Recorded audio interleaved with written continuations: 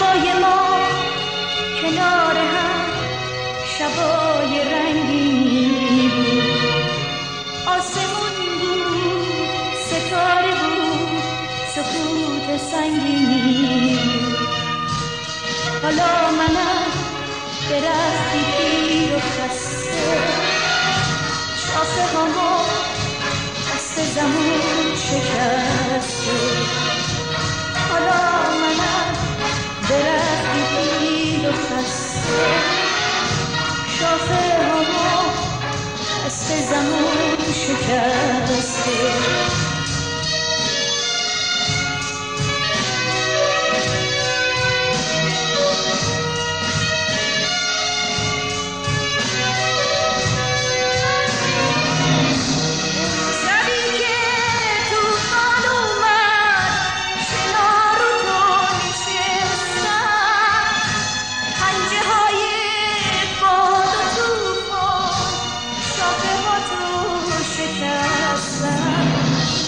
فرداش که توفان تموم شد، من موندم و بیابون، گرمای خورشید رو تنم، تو دشت لخت و عریون.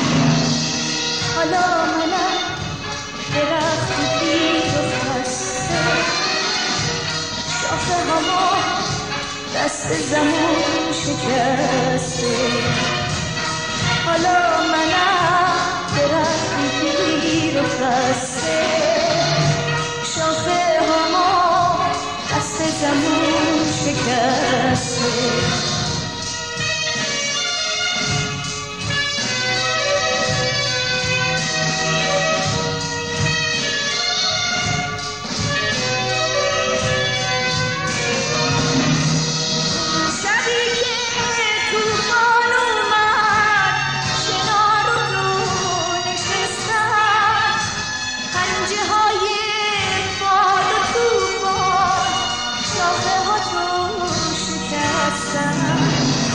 فرداش که توفان تموم شد، من موندم و بیابون، گرمای خورشید رو تنم، تو دشت لخت و عریون.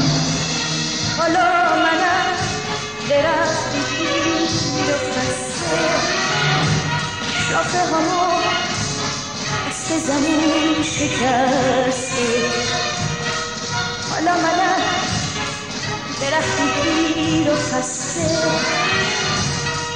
شاخه هامو دست زمون شکسته. حالا